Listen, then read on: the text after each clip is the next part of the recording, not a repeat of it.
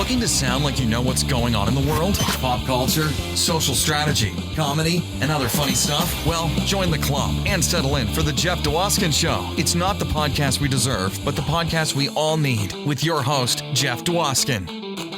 All right, Bobby, thank you for that amazing introduction. You get the show going each and every week, and this week is no exception. Welcome, everybody, to episode 38 of Live from Detroit, the Jeff Dwoskin Show. I'm Jeff Dwoskin, and I am so glad you're here again with me. We've got an amazing show for you today. Mike Young, actor, director, writer, and comedian, hilarious comedian, is with us. I hope you caught some of the last few episodes. Amazing episodes. Last week, Depressed Darth was here. I'm happy to report he's slightly less depressed now. He was so happy with all the positive feedback from the episode. Horace H.B. Sanders not too long ago. David Landau.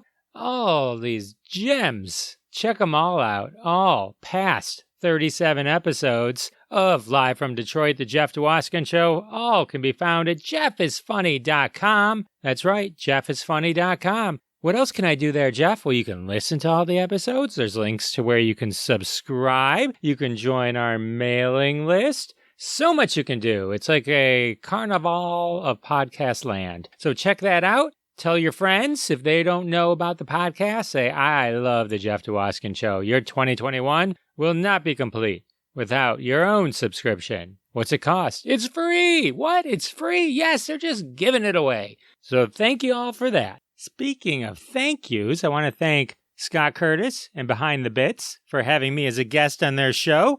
You guys can check that out. LAAF with Jimmy McGammon. He was also on Crossing the Streams with me not too long ago, but I just made a guest appearance on his show. Tons of fun. I was also with Jason Taylor and the Three Geeks fandom on the Scene Snobs Network. Did a little fandom chat, chatted up the monkeys. That's a good chat. You might want to check that out as well. Lots of great podcasts to also check out. Not just Live from Detroit, the Jeff Dwoskin Show. There's a plethora, I said plethora, of podcasts that are amazing out there. And thank you to all of them who have had me on as a guest. Much appreciated. And you know what else is much appreciated? All of your support of the sponsors week after week after week. I get calls, I get letters, I get emails, I get texts from all the sponsors saying, what's going on? Our sales are through the roof.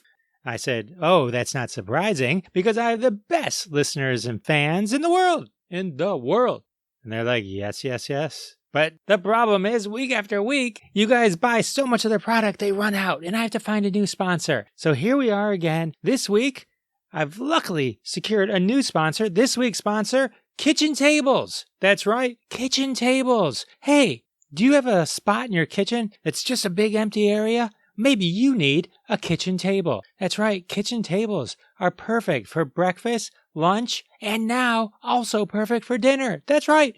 Breakfast, lunch, and dinner. That's right. You can conveniently fit up to 4 to 8 people around each table. That's right. Eat with all the people you know. More if you have other chairs that you can just shove into the corners. That's right. And each table now comes with 4 vertical legs. That's right. 4 vertical legs are now included with every table. Maximum stability. That's right. No more glasses rolling off the table. No more plates sliding to their demise. With 4 legs, stability will never be an issue again. So check out your own kitchen table. You won't regret it. Wife and I, we just got a kitchen table. Yeah, after years of just sitting on the floor. We made the investment, and I got to tell you, it was one of the best investments we ever made. So I'm encouraging each and every one of you out there, if you have a kitchen, get yourselves a kitchen table. All right, well, thanks again. I do appreciate everyone who supports our sponsors week after week. You help keep the lights on, and I appreciate that greatly. And now it's time for the social media tip. Here's a Twitter tip for y'all. If you want to be the greatest Twitterer ever, retweet other people. But here's the thing, when you push that retweet button, there's another thing there. It says, quote tweet. And you're like, quote tweet? That must be just as good as retweet, because otherwise why would they put it right next to retweet? And the answer is no. No, it's not. Retweet means you just share as is. Quote tweet means you put a little bit of your own information on top of it. So when it shows up on your timeline, they're really seeing your comments in relation to the other tweet. So really, if you're talking at the other tweet, maybe that's when you do it. But really, the other person isn't interested if you're correcting or enhancing what they said, because they probably feel that they wrote it just fine when they wrote it. If you want to comment to people, just reply to their tweet. That's like the greatest way to just let someone know you saw their tweet and you had some kind of conversation you want to engage with them in. But quote tweeting, if you do both, retweet and then quote tweet, that's maybe okay. It really depends. Quote tweeting can be kind of tricky because usually it's for trolling. Like if it's a politician or someone says something you don't like, you might quote tweet it and yell at them on top of it. But otherwise, if you see something great that you like, just retweet it. Don't quote tweet it. Keep it as is. Share it in its original form. It's kind of like you wouldn't buy an art piece and then kind of draw and put your own little drawing on top of it. Oh, look, the Mona Lisa is now holding a lollipop. Didn't I make it better? No, you did not. And that's the social media tip. Just a quick reminder to everyone that I have a live show every Wednesday at 9:30 p.m. Eastern Time on YouTube, the Jeff Dwoskin channel, also on Facebook Live, facebook.com/JeffIsFunny. We go live with a show called Crossing the Streams. Amazing TV streaming suggestions from myself and a bunch of my very funny friends. It's a great 1-hour show, and we invite you to check it out. But right now, I want you to focus on this amazing conversation I had with Mike Young. All right, I'm here with Mike Young, stand-up comedian, director, writer, actor. He's done everything. Hilarious guy from Detroit, Michigan, now living in L.A. Welcome to the show, Mr. Mike Young. Jeff Dwoskin, man. Thanks for having me on. It's been a long time. We've known each other a long time. Yeah, I live in L.A. and I took off on Memorial Day and I haven't been back since. And I don't know when I'm going back. Well, the couple of times you've been back, you used to do the Young American Comedy Tour. You had me a couple times on it here in the Detroit area. It was my first brush with fame. You had Bobby Lee and Steve Rannazzisi. Did I say his last name right? Absolutely not. You say it. It's Steve Rannazzisi. There you go. Yeah, and Bobby Lee. We came back to Detroit like 4 times probably. You were with us probably twice. Yeah, you were great, man. Thank you. I do have a funny story, which you probably don't know, but I'll share with you now. So you were coming to Detroit for one of the shows, and your mom and my stepmom were friends. And so she says to me, Jeff, I have someone who wants you on their comedy show. And I said, who? And she says, Mike Binder. I go, Mike Binder? I go, yeah. She says, yes. I go, really? And she goes, yeah. I go, the director of Indian Summer, that Mike Binder? And she's like, yes. And I'm like, yeah, I need a VHS tape, right? The other famous comedian, Mike from Detroit. leave it up to the Jewish mom geography communication line to get that twisted. Exactly. It's funny because at the time I wasn't familiar with Mad TV. I had no idea who Bobby Lee was. He stripped down on the show, I think, to his underwear. He was crazy. Still does. Steve was super cool. I remember him being like, oh, if you're ever in LA, And then Steve was the first time I ever, after that show, and I'm sitting there watching, I guess I can admit watching this in the movie theater, Paul Blart Mall Cop. He's in it. And I turned to the person next to me. I'm like, I know that guy. How do That was like the first time that happened to me, where I was like, one of the people I knew. And then I saw him like on the big screen right after. That was a hoot. We had a strong lineup, man. Bobby Lee, Rannazzisi, Burt Kreischer, Sebastian, Brett Ernst, Joey Diaz. Sam Tripoli, every one of those guys. Everyone's gone on to be big comedians, some bigger than others, but I mean, they're all successful dudes in movie, TV. So it's funny, man. I kind of create, I think I told you this before, but like I created a Young American Comedy Tour while on the patio at the Comedy Store, just literally hanging out with those guys. And I'm thinking to myself, how are we not like none of us were like, no one had any real fame or celebrity. We were all like bubbling under in our own worlds, but we were all funny. And so I kept hearing that the Kings of Comedy tour made like $16 million that year. D.L. Hughley, Bernie Mac, Cedric the Entertainer, they were all huge comedians. So I'm sitting on the patio of the Comedy Store, and my entrepreneurial business brain kicks in. And I'm like, if those guys made $16 million and they are famous at the time, then we have to at least be like worth like $3 million. Like, we're not $16 million less funny than those guys. We are all very funny and can hold it down. And I just literally had like this epiphany and went right to work. And I was like, I just wrote down like a treatment on a piece of paper. I asked everybody if they'd be into doing a tour. And I went to the owner of all the improvs, like the booker of the improvs, Erin. And I went to her office and I had a list of the comedians that were going to be on the tour, Steve Byrne, all those guys. Within like an hour, she just gave me like 10 offers of comedy clubs to go do, like Tempe, San Jose, Phoenix, LA, Brea, Ontario, Irvine. She just listed like 10 offers right away. And so I started like I was like, guys, we got to do a photo shoot. So I got everyone together. We did like photo shoots and like we merchandise. And, you know, I didn't have like a lot of business savvy, Jeff, I'll be honest. At the time, I was just putting it together and it was just an idea.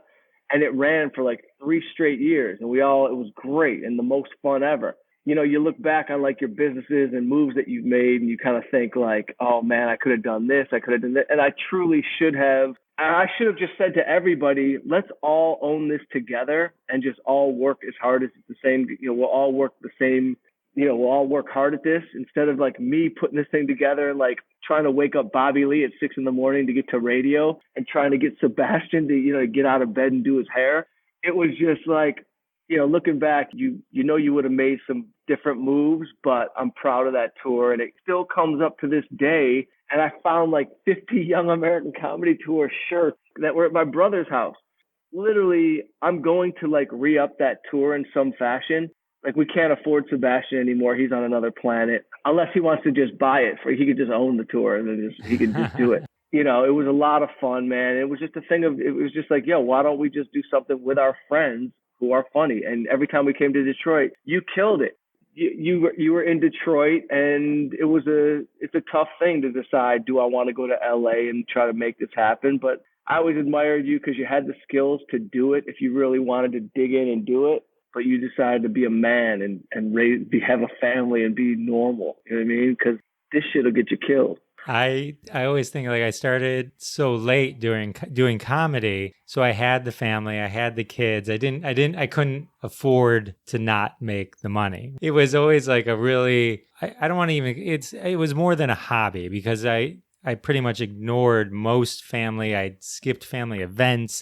For those first years, I mean, like I was doing it like 5 times. I mean, in Detroit, that's a lot, but like 5 times a week, you know, it was like, it came before family events. It came before bar mitzvahs. I like when I can only go to the service. I can't go to the party. I got a Forgotten Harvest benefit I'm doing. And so it's, you know, it's just crazy. But I got to say, like, I'm always happy that I maybe didn't know who Steve and Bobby were going into that because it probably would have intimidated me. Now, after the fact that I have the picture of you and them and all of us together, it's always easier. Like I worked with Patrice O'Neill once. Okay. Mm-hmm. And legend. I didn't know who Patrice O'Neill was when I worked with him. He was amazing. And I started listening to Opie and Anthony afterwards. If I had known who Patrice O'Neill was, I probably would have been such a nervous wreck. And it was just like, but he was great. And Bobby and all them, I remember they were great. They were like looking at me like, who's this guy? but they were really cool. And yeah, thankfully I did well. So it was like, I think they respected that. Thank you for all of that. Of course, man. I remember Bobby, you know, the casinos had opened in Detroit at the time. So Rannazzisi was off gambling. As soon as he got his money, he was off gambling. Bobby Lee was in the streets till 3 o'clock in the morning. Nobody could find him. And it was just, we had a lot of fun, man. A lot of fun. It was always, Tony Rock was part of it. It was always just about, let's just do a great show. And then everybody can go do whatever they want afterwards. When we would go to different cities, we'd bring 2 or 3 guys usually, and then we'd have a local, you know, comedian. And it's funny, man, you realize how hard stand-up comedy actually is when you go to all these cities and you go, there's only 2 funny dudes in this town. There's not a lot of funny guys. And thanks for holding it down when we came to Detroit, man. You know, it was a great time, and I don't know what I'm going to do. I don't know. I thought about re-upping the tour, and then I always let it just go. But every like 4 months, I get like emails and messages from like people that saw us 10 years ago, literally. And they're like, come on, you coming back? It's like, no, it's over. Sebastian sells out the Madison Square Garden 3 nights in a row. Call him. I think it would do well now. People love like the opportunity to go out and see, I think, multiple people. Like I always love going to Comedy Cellar in New York, right? So whenever we're just on vacation, because it was like when you can see these powerhouses doing just 20 minutes each, it's just great to walk away with. You know, all the filler's gone. Everyone just brings their AA game, and like it's just a great show. And it's like to be able to then hear, because then not every comedian resonates with everybody exactly the same way, right? So if you be like, oh, I love Sebastian. Oh, I thought Mike Young was the best, right? I mean, how many times after a show, people come up to you and they go, you were the best one, Mike, right? But they go, some them different goes up to each person and goes, you were the best one. You know what I mean? So it's like, I think it's good to offer that. I think that was what was a part of the specialness of the show. That was the point of the whole thing. The point was everybody's got a different style. There's going to be something for everybody. And I named it Young American Comedy Tour because we had an Italian, we had a Jew, we had an Asian kid, we had an Irish kid. We had a Middle Eastern kid on the tour. It was just a melting pot of what I thought represented everything we had. Meanwhile, everybody else was like, yo, man, that was so smart. You put your name in the title. I swear I didn't even think of my name when I did Young American Comedy Tour. Literally, that wasn't why we named it that. But we had a lot of fun. And now Live Nation would have to pay a ton of money for that tour. If and when we come back. You will come back. Back. Yeah. All right. So Sebastian's off selling out Madison Square Garden, but you've done some awesome things too. You've written and directed a couple movies, right? Yeah. My Man is a Loser, a stand-up guy. Tell me about that. Tell me because those you didn't just write those. I'd like to talk about Adam too. You wrote Adam with Aaron Paul. Talk to us about like My Man is a Loser. That's with John Stamos. And then you did explore stand-up comedy and a stand-up guy, which is about a mobster, right? Yeah. Stand-up comedy. Tell us about those writing and directing. As far as writing goes, you start to see as a writer that like a lot of similar themes keep popping up in your life, like or in my movies, like things I'm trying to obviously work out myself. So My Man is a Loser, I wrote because at the time, I was going through like a real single run. All my buddies were married.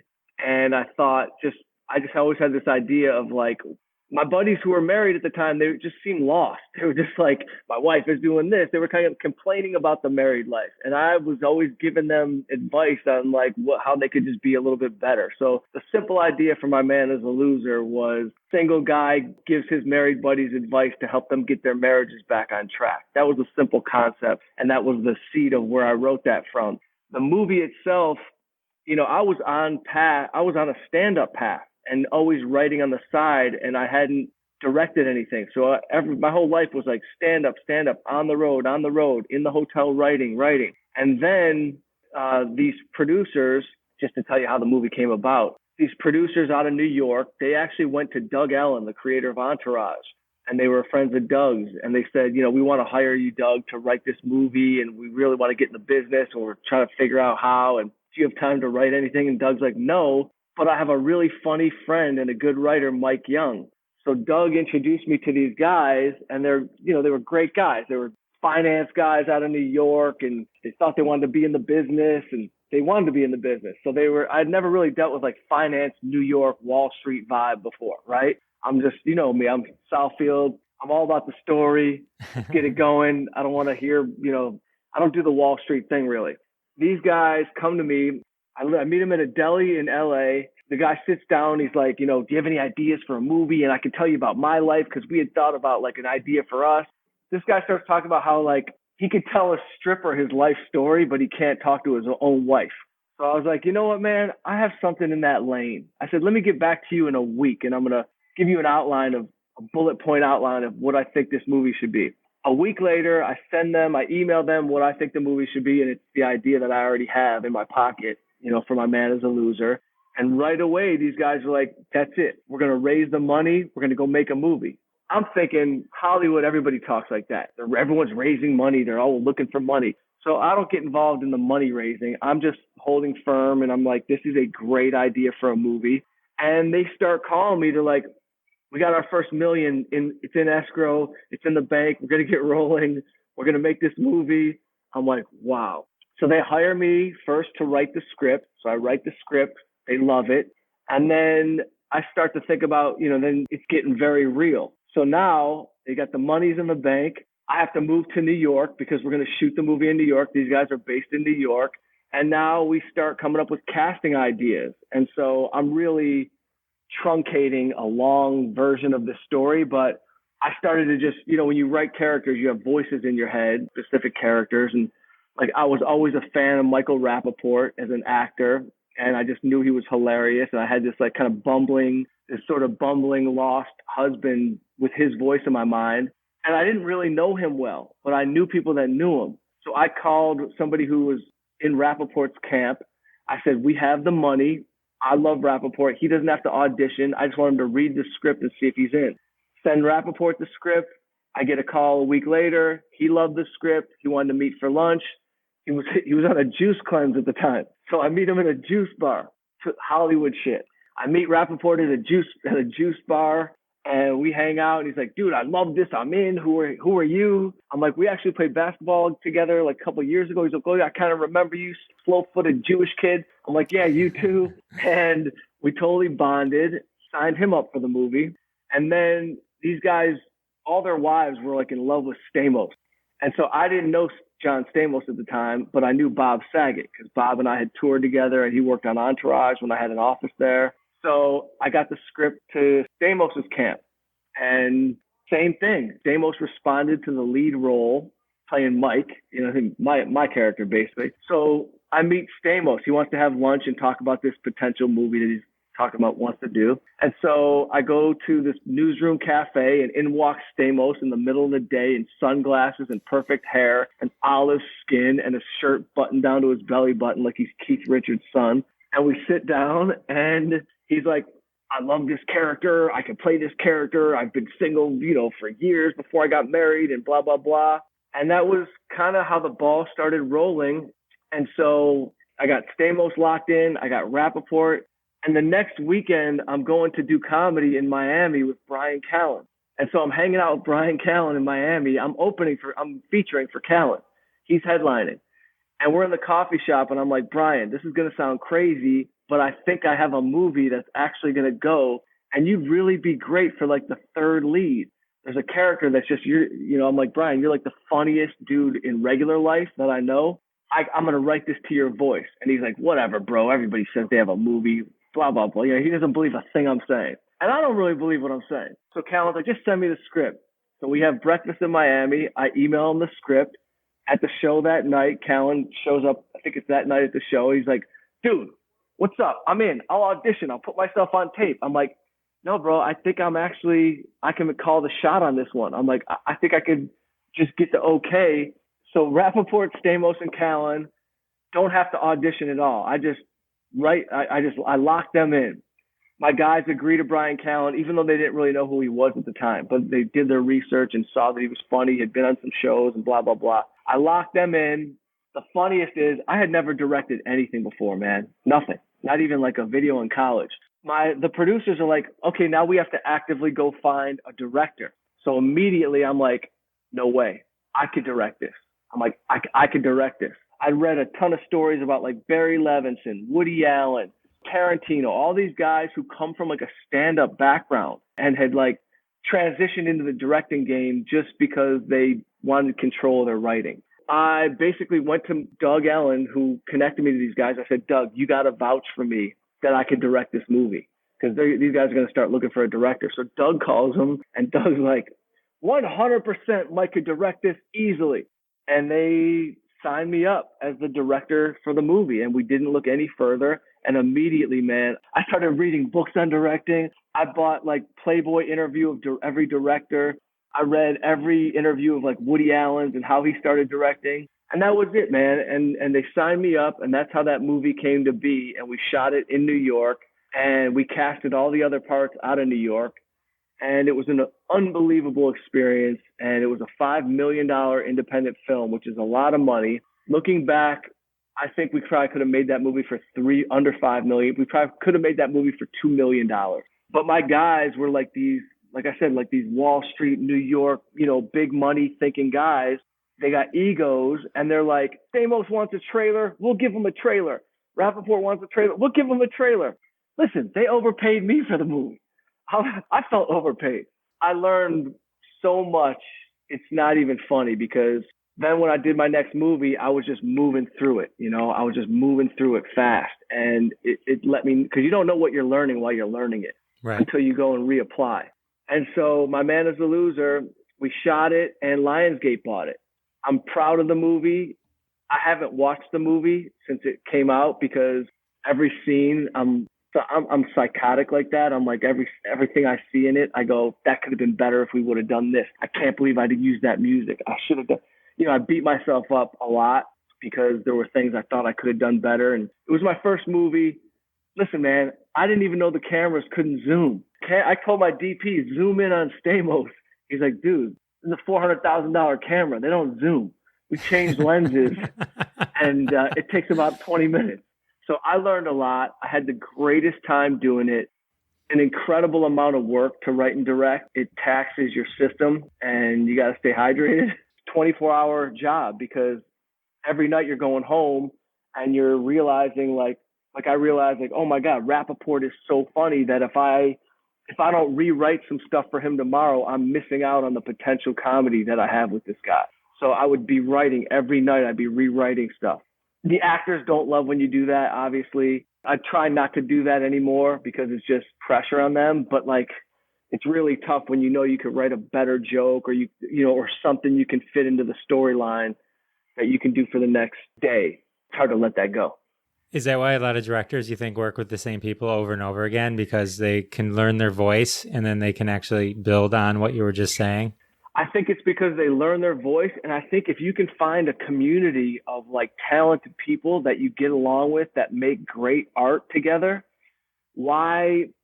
I'm always open to other people, and like there's nothing cooler than when you find another actor who like you never heard of or have never seen before, and they're like, oh my God, this guy just blew us away. We got to work together. But I think they work with the same people for comfort level and for talent level, and it's just you find a community. You look at Will Ferrell's movies, and they got a lot of the same, John C. Reilly's in them all the time, and they got the same guys are in them. And Sandler puts his camp together, combination of comfort, and they found the recipe that worked. So that movie was just, and we had Tika Sumpter in it, and she went on to do the show Grownish, and she's like a big TV star now. And a lot of people, Sean Young was in it, who I loved. Showed up like the first day. She's like, I brought your horoscope. She was way out there. She's like, I got your birth date and I got your horoscope. You're going to be doing great things in the next 4 years. This is the first day I ever met her. You got to love people like that. That's amazing. She rolled in like straight hippie. She was very cool. Yeah, man. Are there things I would have done differently? 100 of them. But I learned so much, and it got me to my next movie, a stand-up guy, and it happened quite quickly. Even though, it took me out of the stand-up game. It took me out of stand-up for I started writing and directing, and I got on this train that kind of has been went for like 5 years. A movie takes about a year out of your life. They say, 6 weeks here and only 30 days here and then 6 weeks but it actually is like almost a year of just like focus. So it took me out of stand-up, then a stand-up guy. So we had the premiere of My Man is a Loser in New York City. We have the premiere, and it goes great, even though I'm ready to throw up. I'm so nervous. A full theater of people are watching my movie. I'm freaking out. I'm not even sitting down for the movie. I'm like standing in the back, praying that every time there's a joke, they laugh at the right time. So I'm like, I'm nervous as can be. Plus I got Stamos. He's next to me nervous. He's talking the whole time. He's like, oh, this worked. That scene worked. That worked. I'm like, dude, you're killing me. Just stop. You know what I mean? Like, he's killing me. And so after the premiere of My Man is a Loser, all of a sudden there's a guy, a friend, Danny A is his name, that I've known for years, who had just recently gotten into the film business of producing. I don't even know that he's at my premiere. He comes up to me after my premiere, and he's with one of his finance guys. And he's like, Mike, and he's like a hustler type of, and he's a funny dude. And he's like, Mike, we loved your movie. This is Ron. He finances my films. We want to do a comedy with you. And I'm like, really? He tells me this at the premiere party, at the after party for my premiere. So I'm like, there's no way that after that movie, I'm just going to right away get another movie. And right away, I got a stand-up guy. So it was luck, and I did a good enough job on My Man is a Loser that they wanted to make an independent comedy with me.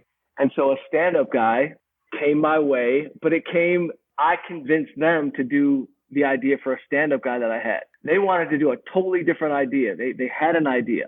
And he's like, I got this great idea about a college basketball player he's way past his prime and blah. He starts telling me the story. And I'm like, I have a great idea. I have the idea of a gangster going into the witness protection program who does stand-up on a dare and becomes accidentally famous.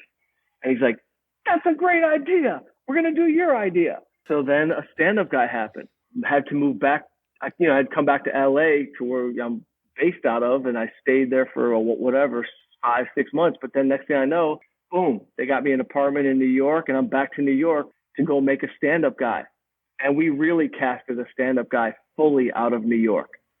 And sadly enough, my good friend who was a star of the movie, Nick Cordero, who passed away recently from complications of this whole COVID thing, he was on the cover of People magazine. I casted him in that movie. I can't even say that I casted him because my producer and lead called me one day and he goes, I just saw this guy on Broadway. He's a star. You have to cast him in the movie. And I did. And Nick played a lead in a stand-up guy, and he was incredible, and he was super talented. I don't want to go down the sad path, but rest in peace to Nick. So sad what happened, It's a tragedy, yeah. I was following that story too. It's so sad. So sad. Yeah. He just had a kid, and he was such a star on the rise. It was star on the rise, and equally, if not more, of a gentleman type of guy. He just was like a sweet dude, and he's hilarious in a stand-up guy. So for anyone listening, go watch a stand-up guy and just watch what he does. And we improv'd a couple scenes, and I don't like to do that, go off book. But there's this scene where, he's a gangster. He's one of the gangsters that's going after the lead mob guy he's ratted on everybody. He's become famous, which is against the mob rules. Right. And he's going after him. But it's a ridiculous comedy. And he's jealous of him.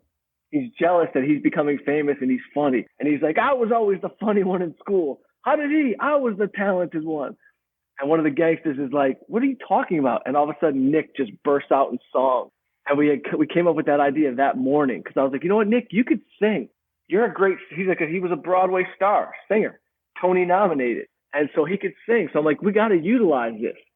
So it was just a case of having a talent on set, and you have to utilize their talent if it fits the part. And he was incredible. That's how a stand-up guy came about. It came about from those guys seeing My Man is a Loser. And I had a great time making a stand-up guy. A lot of good, healthy battles because my finance guy was my lead. So he paid for the movie. And I was like, okay, so you have to deal with certain things in the independent film world if something like that comes your way. And he was great. Danny A's he was an Irishman. He's in Mob Town. He's been in 10 movies already. And he's great. But he was my boss and my friend, which can create tension in the world. Those are great stories. Where are these streaming now? Where can we watch now? These? They're both on Amazon Prime, and they're on Tubi, and all you gotta do is go search both of them. But Amazon Prime for sure. And a stand-up guy was on Netflix for a year and a half. So it was great to have my movie. Netflix bought it, actually.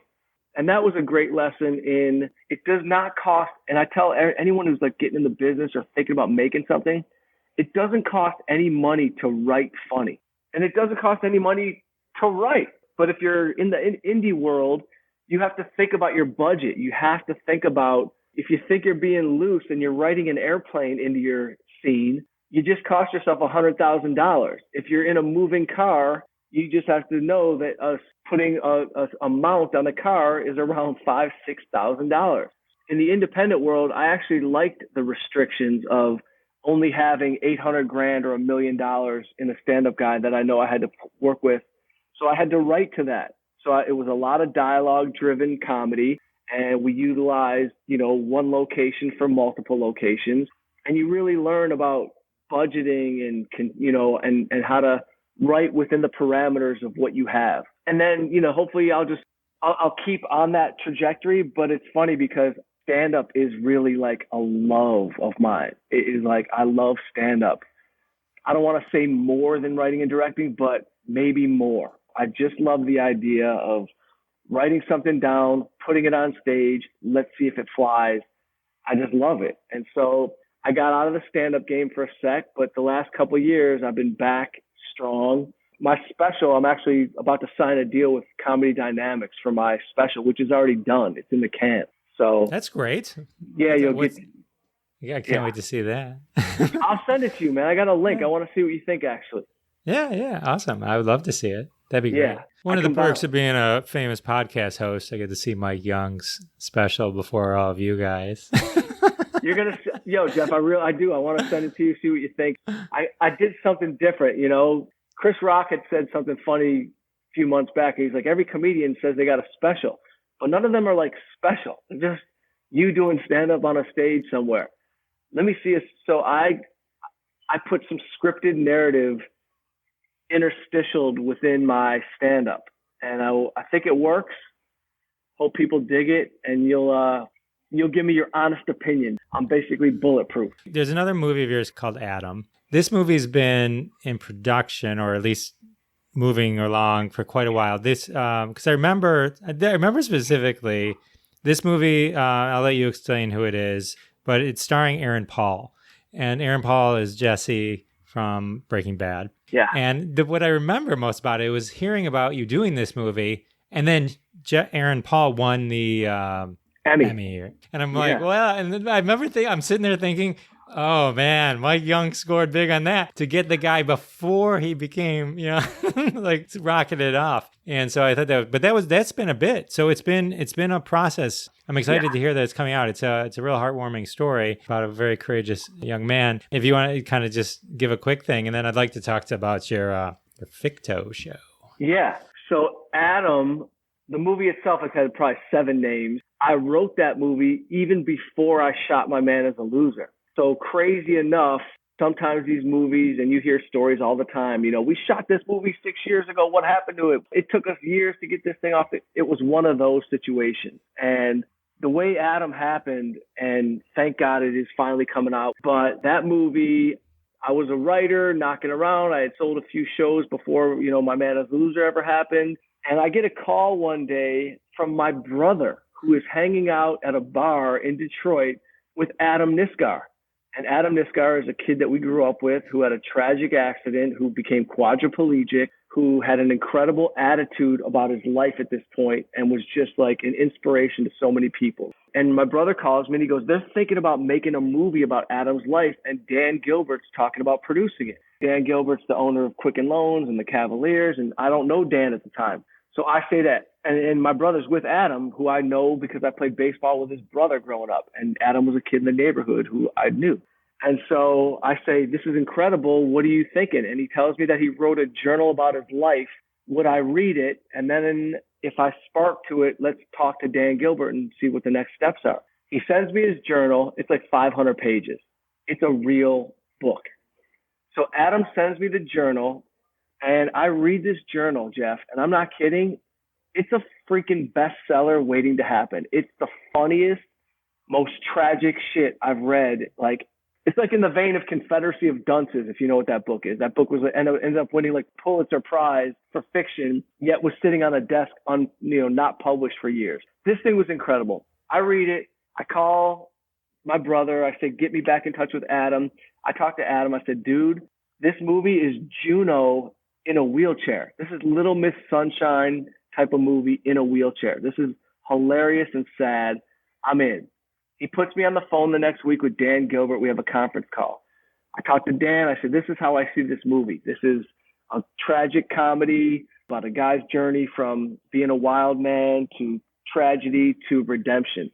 We talk. He says, I'm going to bring you to Detroit. Dan Gilbert he flies me to Detroit on like a Delta airline, whatever. I go home. I go home. I go to Quicken Loans offices. Dan's on the 10th floor at the time. I go up. I'm sitting in a conference room, basically by myself, waiting. In comes Dan, and we start talking. And he's from Southfield, where I'm from. And obviously, he's famously well known as like an incredible businessman, and he's rebuilt Detroit almost single-handedly. So I know about him, but I don't know him. So we start talking in the conference room, and we start talking about like, I know like his friends' little sisters that I went to school with. And it becomes an hour of chit chat, small talk, laughter. We're just laughing. And then we get down to business. And I say, I basically pitch him how I see the movie. Dan stands up, just straight up guy. And he just stands up. He shakes my hand. He's like, you got the job. He's like, I'm going to hire you to write this movie. I'll call your lawyer tomorrow. He goes, and in the meantime, the Cavs are playing the Supersonics in Seattle if you want to hop on my plane. And then we're playing the Clippers, and we'll just drop you off in LA. So next thing I know, I'm on a private G5 with Adam. Adam is in a wheelchair that weighs 7,000 pounds, and we get him onto the plane. We take Adam with us on this trip, and we spend a weekend, go to the Seattle game, we go to the Clipper game. We have the greatest weekend, and it's game on. And next thing I know, within a month, my deal to write it is signed. And that's it. We don't have a director yet. I write the movie, and I'll just be honest with you. I wrote the movie, and I thought to myself, I'm going to win the Oscar. Like, this is the best thing I've ever written. I thought that I wrote the best piece ever. And then Dan gets his brother involved and some LA guys involved, and the movie starts to drag. It starts to take a longer time. Without going too much into detail of what it is, how tormenting it could be and when you lose control of a movie, because I wasn't the director, and they never intended me, and I didn't even think about directing it actually until something funny happened, and it's not funny, but I'll tell you what happened. So I write the movie. We start to get things in order. We're going to cast this movie. I'm friends with Emil Hirsch, the actor Emil Hirsch. So I'm thinking Emil Hirsch would be great to play Adam. I send Emil the script. He hits me back soon. He's like, I love this. I'm in. So now Emil Hirsch is in. So I tell Gary Gilbert, who's the producer of the movie also with Dan, I said, we got to sign up Emil Hirsch. So we got Emil Hirsch on the hook. Something happens to his schedule. I'm on an airplane. No joke. I had never seen Breaking Bad at the time. It's like a hit show. It is a hit show, not like a hit show. It's a huge show. I'm on an airplane. The woman next to me is watching Breaking Bad on her computer. I'm just kind of like sneaking in looks. I'm just like looking at the screen, doing what nobody wants to do, look over someone's shoulder. I see Aaron Paul. I don't even hear the audio really. I can like faintly hear it out of her earphones. Aaron Paul is in this scene where he's like crying and fighting and like wrestling and dramatic, and he's with Cranston. It's a scene with Bryan Cranston. And I'm like, this dude would be great to play Adam if we lose Emil Hirsch. I land, I call the producers of the movie. I said, you got to go look at this kid, Aaron Paul. And one of the producers was like, of course I know Aaron Paul, bro. I love Breaking Bad. Long story short, they get it to Aaron Paul. Aaron Paul signed on to play the lead, and we start the process. And we're going to shoot it in Detroit because Dan wants to shoot everything in Detroit. The crew comes to Detroit. We cast Aaron Paul, Jeff Daniels, Lena Olin, Tom Berenger, incredible cast. Michael Weston, amazing cast. And we shoot the movie in Detroit. Side note is I spent a lot of time with Adam just to understand how he was living before I wrote the movie. And so I got a vibe on just kind of how I just got as much information as I could with him. He was driving the van on his own with his fingers, and he was a super inspirational dude. We shot the movie. We put the movie in the can. The original director had a mental meltdown. In the middle of filming, I get a phone call from the producers. They found the director roaming the streets of Detroit at 4:00 in the morning, yelling obscenities out to random people, and now he's going into a mental institution. He got put in a white jacket and shipped off to wherever he was living. I'm not going to even tell you his name because it doesn't matter. They were scrambling for a director. I tried to be the director. That would have been my first movie, but they weren't having it. Okay, Dan's like, I ain't putting $5 million into this into you, who's never been behind a camera. So they went and got Mike Uppendahl he directed a bunch of Mad Men episodes, super talented guy. He comes to town with his little crew, and he's got like his two writer buddies that are high level writers in Hollywood. So they come in, they change up the script a little bit, which happens all the time. There was a moment, and I'll be honest with you, because why not? I'm just trying to be honest with everything. You know, it was torturous to have them it was torture. They were changing a lot of things in the script that I thought should have stayed. I had a lot of fights with the producers, with Gary Gilbert and you know, not Dan. Dan and I were kind of on a team. At the end of the day, everybody just really does want to make a great movie. And I've had to learn to tame myself and kind of control my emotions when it comes to the creative process when making a movie. And that's what I love about stand-up is you write your stuff, you put it out, nobody can mess with you. When you write a movie and they hire you, they have the option of rewriting you. That was my first lesson, having some guys come in and rewrite what I thought I was passionate about. I made some mistakes. I said some things to people that, you know, offended people. I got fired a couple times. I got brought back in. At the end of the day, the movie's in the can. It took a long time to get out because Adam had a lot of health issues. He's since passed away, and things happen. Cut to 6 years later, 5 years later, whatever. The movie is coming out. I'm a writer and executive producer of the movie. I'm proud of it. I don't have the emotional maturity to go watch it again because I'll just snap again. I got to go see a therapist to figure out how to deal with that. That being said, the movie's coming out, and it was a lot harder work than my other two movies, you know, because there was just so many moving parts and people coming in and changing what I wrote.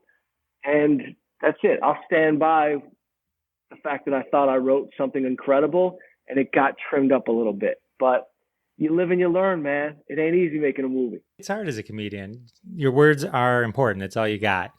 Gary Gilbert, which you kind of just mentioned briefly, Gary Gilbert also was behind Garden State, The Kids Are All Right, and most recently, the one that I'm sure everyone is aware of, La La Land. Big names you're kind of just elbowing around with. So awesome for you. That's really good. Yeah. I wish I would have known that when I was doing it, that they were big names. Because I probably wouldn't have said some of the things that I said, but I'm passionate about what I do, man. And Gary's a great guy. Gary's awesome. And we talk and going through it, and people are changing what you do. You're in the heat of the moment and things happen. But at the end of the day, Gary knows what he's doing. He's made some very successful films, and that's it. But I gotta say, just as a funny full circle moment, when his producing partner thought he won the Oscar for La La Land and had to give it back because Moonlight won, I was the happiest guy in the world. That was one of the craziest moments ever. And he handled it well, I gotta be honest. It should have won, to be honest. I mean, La La Land's, I love that movie. La La Land was great. Let's wrap up with Ficto. Ficto, it's sort of it's one of those apps like Quibi that has short form video. Yeah. You worked with Kevin Connolly. He directed you. You wrote. Kevin Connolly is E from Entourage. So that's pretty cool. Bob Saget's one of the co-stars. So you've worked with Bob, John Stamos. You've pretty much worked with the entire crew except David Coulier. So maybe you can reach out to him. I've worked with him once. He was nice guy. He's a super cool guy. Super cool guy. So everyone download the Ficto app. The show is called Who the F is Mike Young? Yeah. It's basically just about you being single in LA, right? And interspersed with some comedy and all that kind of stuff. Yeah, it's kind of like an esoteric search for meaning. Yeah, I mean, which is my BS way of saying, it's me navigating being single in LA and looking for love in all the wrong places.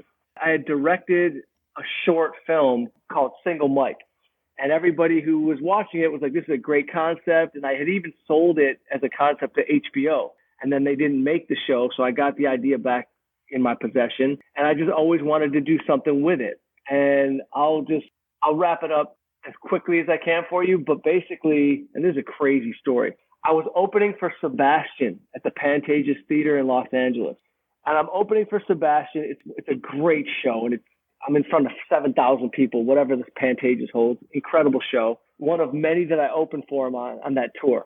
And so I'm at John Stamos's barbecue, And I'm sitting there, and this woman comes up to me with her friends, and she's like, "Oh my God, we saw you at the Pantages. You were hilarious. My husband loves you."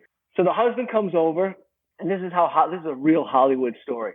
The husband comes over, and he's like, "Dude, he's like one of these guys who, yeah, my wife dragged me over to see this guy, to see Sebastian. I'm sitting there, and you blew me away. And listen, man, I'm in the business. I like to invest in different projects. If you have anything you're ever thinking of, let me know." He's a big money real estate guy who wanted to get in the business.